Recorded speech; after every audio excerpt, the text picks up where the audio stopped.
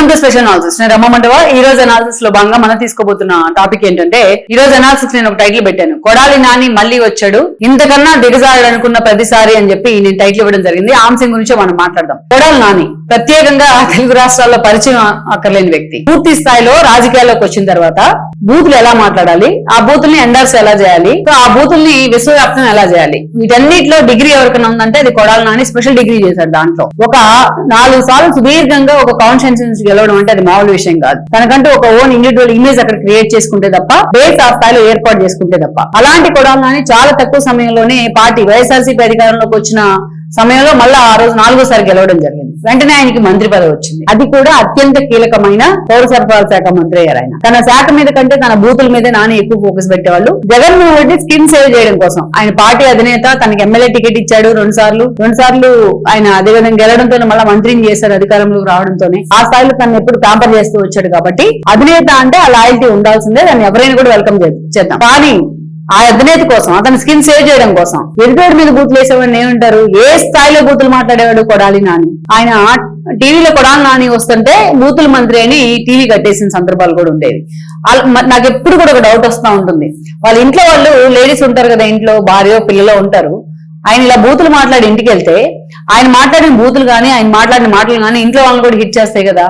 ఎప్పుడు వాళ్ళు ఇలా మాట్లాడొద్దు మీరు అని వాళ్ళని కన్వించే ప్రయత్నం చేయలేదేమో అనిపిస్తా ఉంటుంది నాకు.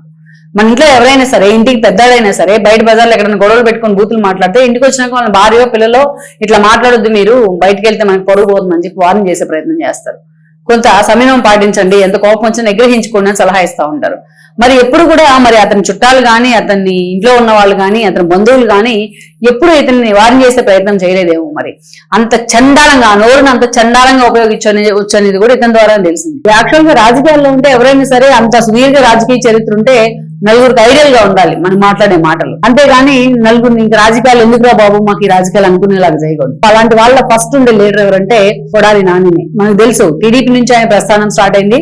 జూనియర్ ఎన్టీఆర్ కారణంగానే ఆయనకి టికెట్ వచ్చింది, టీడీపీ నుంచి బీఫామ్ వచ్చింది. అదే ఫోర్స్ తో ఆయన మళ్ళీ వైసీపీలోకి వెళ్ళడం జరిగింది. 14 ఎన్నికల్లో 2 సార్లు గెలిచాడు. అప్పటికే 14 ఎన్నికల్లో వైఎస్ఆర్సీపీలోకి వెళ్ళి ఉన్నాడు. వైఎస్ఆర్సీపీ నుంచి గెలిచాడు. అటు అసెంబ్లీ అయినా బయట అయినా అంతే దారుణంగా ఆయన మాట్లాడుతూ ఉండేవాడు. అక్కడ ఇక జగన్మోహన్ రెడ్డి అందుకే ఇలాంటి వాళ్ళని పిక్ చేసుకుని మరి జగన్మోహన్ రెడ్డి ప్రమోట్ చేస్తుండేవాళ్ళు. నిజానికి మనం ఫైర్ బ్రాండ్స్ అంటే ఏ పార్టీ తరఫున అయినా సరే ఎక్కడైనా ఫైర్ బ్రాండ్స్ అని ఎందుకంటాం, పొలిటీషియన్స్ లో కొంతమంది మాత్రమే ఆ పేరు వస్తుంది. ఎందుకంటాం, వాళ్ళు ఎంత అగ్రెసివ్ గా ప్రజా సమస్యల మీద పోరాటం చేస్తేనో, అధికార పార్టీలో ఉన్న ఎవరైనా లెక్క చేయకుండా ప్రజా సమస్యల మీద మాట్లాడితేనో, అంత స్ట్రాంగ్ కన్విక్షన్ తో ఉంటేనో వాళ్ళని ఫైర్ బ్రాండ్స్ అంటాం. బట్ వేరే వైఎస్ఆర్సీపీలో ఫైర్ బ్రాండ్స్ అంటే బూతులు మాట్లాడే వాళ్ళు, ఎటు ఎంతటి వాడైనా సరే వాళ్ళ భార్యల్ని వాళ్ళ పిల్లల్ని రోడ్డు మీద తీసుకొచ్చి బూతులు తిట్టేవాళ్ళు, అండ్ ఎండార్స్ చేసేవాళ్ళు. ఇలాంటి వాళ్ళందరికీ ఫైర్ బ్రాండ్స్ అని పేరు ఉంటుంది. చూడండి మీరు వైఎస్ఆర్సీపీలో ఒక కొడాలి నాని, ఒక వంశీ, ఒక రోజా, వీళ్ళంతా నిజానికి వీళ్ళ బ్యాక్గ్రౌండ్ టీడీపీనే. టీడీపీలో ఉన్నప్పుడు బానే ఉన్నారు వీళ్ళు. ఒకసారి గంగ చంద్రముఖిగా మారిద్ది అంటారు కదా ఆ సినిమాలో, అలాగా వీళ్ళు ఒకసారి వైఎస్ఆర్సీపీలోకి వచ్చిన దగ్గర నుంచి జగన్ స్కూల్ ఆఫ్ పాలిటిక్స్ నేర్చుకున్నారు వాళ్ళు. అందుకే అలా తయారయ్యారు. ప్రత్యేకించి ఇప్పుడు నేను చెప్పిన ముగ్గురుని. సో అలా కొడాలి నానికి మంత్రి పదవి వచ్చింది. పార్టీ అధికారంలో ఉంది 151 సీట్లతో. జగన్మోహన్ సీఎం ఉన్నారు, తాను 4వ గెలిచారు. ఇంకా అడ్డే ఉంటుంది ఆ నోటికి. అలా ఆ కొడాలి నాని ఆ మంత్రిగా ఉన్న 2.5 ఏళ్లు, ఆ తర్వాత ఇంకో 2.5 ఏళ్లు ఏ స్థాయిలో మాట్లాడేవాడంటే ఆ స్థాయిలో మాట్లాడాడు. చంద్రబాబు నాయుడిని కానీ, లోకేష్ ని కానీ, జూనియర్ ఎన్టీఆర్ వెనకేసుకురావడం కోసం ఎంత దారుణంగా టార్గెట్ చేస్తా ఉండేవాడు ఆయన. లోకేష్ ని కానీ, చంద్రబాబు నాయుడు కానీ ఆ స్థాయిలో టార్గెట్ చేసి తన శాఖ ఉంది సివిల్ సప్లైస్. అసలు సివిల్ సప్లైస్ శాఖ అసలు ఏం చేస్తుంది, దాని తరపున ఎన్ని అద్భుతాలు చేయొచ్చు, జనాలకి ఎప్పుడు కూడా కమ్యూనికేషన్ లో ఉండే శాఖ అది. ఎంత దగ్గరగా జనాల అభిప్రాయం తెలుసుకోవచ్చు. మినిమం బేసిక్ సెన్స్ లేకుండా ఆయన పనిచేసేవాడు. కొడాలి నాని మీడియా ముందుకు వస్తున్నాడంటేనే బూతుల మంత్రి వస్తున్నాడని మాట్లాడుకునేవాళ్ళు. అలా ఒకసారి లోగోలు పెట్టడానికి జర్నలిస్టులు కూడా భయపడేవాళ్ళు. వాటన్నిటికీ ఫలితం ఏంటి మనం చూసాం. మొన్నటి ఎన్నికల్లో ఏ ఫలితం వచ్చింది అని. తనకన్నా రాజకీయాల్లో ఎంతో జూనియర్ అయిన వెనిగల రాము చేతిలో కొడాలి నాని ఓడిపోవడం జరిగింది. ఈ రోజు వెనిగల రాము ఎక్కడ బూతులు మాట్లాడు, ఎక్కడ కొడాలి నాని లాగా అగ్రెసివ్ గా జనం మీదకి వెళ్ళదు, ఎక్కడ కొడాలి నాని ఆయన చంద్రబాబు నాయుడు అంటే అభిమానం ఉందేమో గానీ జగన్ కోసం ఈయన పేరు కోసుకున్నట్టు ఆయన కోసుకోడు చంద్రబాబు నాయుడు కోసం. అలా అంటే చూడండి ఇక్కడ ఆ స్థాయిలో ఒక హుందా రాజకీయాలకి చాలా జూనియర్ అయిన వెనిగల రాము ఈ రోజు తనకంటూ ఒక ఐడెంటిటీ క్రియేట్ చేశాడు వచ్చిన తక్కువ సమయంలోనే. సరే ఆ తర్వాత ఏం జరిగిందో మనం చూసాం. ప్రత్యేకించి గుడివాడ కాన్స్టిట్యున్సీలో పక్కనే ఉన్న గన్నవరం కాన్స్టిట్యున్సీ తన క్లోజ్ ఫ్రెండ్స్ వాళ్ళిద్దరు గురు శిష్యులాగా ఉంటారు. వంశీ ఎప్పుడైతే గన్నవరం పార్టీ ఆఫీస్ తగలబెట్టిన కేసులో అరెస్ట్ అయ్యారో అప్పటి నుంచి కొడాలి నాని క్వైట్ సైలెంట్ అయిపోయినాడు. ఆయన మీద కూడా కేసులు పడ్డాయి, ఆయన మాట్లాడిన భాష మీద కూడా కేసులు పడ్డాయి వైజాగ్ లాంటి చోటు నుంచి. అదేవిధంగా రేషన్ బియ్యం మాయం కేసులో కూడా ఆయన మీద కేసులు ఉన్నాయి. ఇలా చాలా కేసులు ఎదుర్కొన్నారు ఆయన. ఎప్పుడైతే చంద్రబాబు నాయుడు గెలిస్తే ఆయన బూట్లు పాలిష్ చేస్తా అన్నారో, ఆయన అలా ఓడిపోయాడో లేదో, చంద్రబాబు నాయుడు ముఖ్యమంత్రి అయ్యారో లేదో, లోకల్ గా ఉన్న టీడీపీ శ్రేణులు టీడీపీ నేతలు చాలా మంది ఆయన ఇంటి ముందు కూడా ఫ్లెక్సీలు పెట్టారు, చంద్రబాబు నాయుడు బూట్లు పాలిష్ చేస్తున్నట్టు. ఆ నోరు మంచిదైతే ఊరు మంచిది అవుతుంది అంటారు, నోరు చెడ్డదైతే ఊరంతా కూడా చెడ్డదే అవుతుంది. అలా అంత దారుణంగా ఆయన మాట్లాడడం జరిగింది. సో ఇక ఆ తర్వాత వంశీని ఎప్పుడైతే జైల్లో పెట్టారో, ఆ జైల్లో పెట్టిన తర్వాత ఈయన పూర్తిగా అసలు గన్నవరంలోనే వంశీని జైల్లో పెడితే ఈయన పోయి ఎక్కడో అప్స్కాండ్ అయిపోయినాడు. ఆయన ఏదో హార్ట్ ఇష్యూ అన్నారు, తర్వాత సర్జరీ అన్నారు, కొన్ని రోజులు ముంబైకి, కొన్ని రోజులు బెంగళూరుకి, హైదరాబాద్ కి పరిమితమయ్యారు. ఆల్మోస్ట్ ఆయన వంశీ జైల్లో ఉన్న రోజుల్లో తన కాన్స్టెన్సీకి కూడా రాలేదు, కనీసం విజయవాడకు కూడా రాలేదు.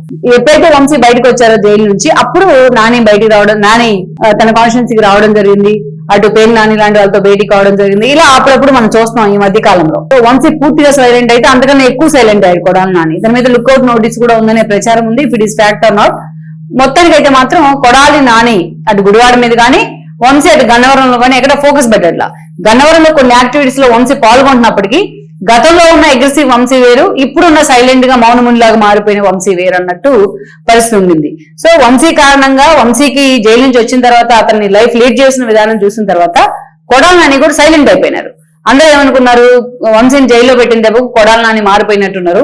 సో పూర్తిగా మారిపోయారు. కనీసం వాళ్ళు అక్కడ ఇంకా అగ్రెసివ్ గా పని చేయట్లేదు. వాళ్ళు ఎక్కడ యాక్టివిటీస్ లో కూడా లేరు, పార్టీ యాక్టివిటీస్ లో ఇంకా పని చేయట్లేదు. అతను అసలు ఇంకా రాజకీయ భవిష్యత్తు లేదేమో, రాజకీయ సన్యాసం చేస్తారేమో, తన అన్న కొడుకుని ఎవరినో తీసుకొచ్చి తన వారసుడుగా ఇంట్రడ్యూస్ చేస్తున్నారేమో అన్న ప్రచారం అయితే జరుగుతూ వచ్చింది.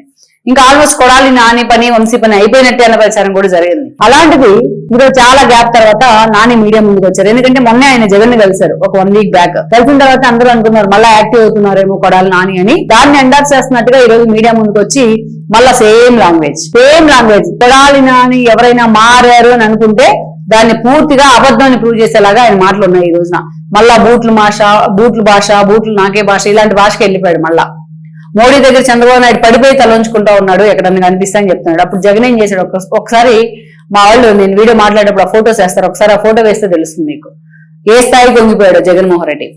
నాకు ఎంపీలు 25 మంది ఎంపీలు ఇస్తే నేను రాష్ట్ర ప్రయోజనాల కోసం, ప్రత్యేక హోదా కోసం, విభజన హామీల కోసం వాళ్ళ మెడలో ఉంచుతాను, ఈయనే మెడలో ఉంచాడు ఎప్పుడు పోయినా. చంద్రబాబు నాయుడు మెడలో ఉంచేది ఏంటి? ఈ రోజు ఎన్డీఏ అఫిషియల్ పొత్తుల్లో ఉన్నాడు, జగన్మోహన్ రెడ్డి లాగా అప్రకటిత పొత్తుల్లో లేరు చంద్రబాబు నాయుడు. సో ఎన్టీఆర్ చెప్తాడు, లోకేష్ ఆయన శాఖ అంటేనే ఏంటో తెలియదు అంటే ఇది తెలిసి ఇంకా అసలు సివిల్ సప్లైస్ స్పెల్లింగ్ చెప్పనని నాని చెప్పుకున్నాం. సివిల్ సప్లైస్ అనే దాన్ని మీద స్పెల్లింగ్ చెప్పనని చూద్దాం నానిని. అసలు తన శాఖ ఏంటో కూడా ఆయన తెలియదు, ఏ శాఖ మంత్రిగా ఉన్నా కూడా మర్చిపోయింటాడు ఆయన నాకు తెలిసి. మళ్ళీ ఈయన లొకేషన్ పెడతా ఉన్నాడు. సో అంటే గతంలో ఏదైతే మాట్లాడారో అంతే ఎగ్రెసివ్గా అంతే బూతులు మాట్లాడితే తప్ప మనం జనంలోకి వెళ్ళము.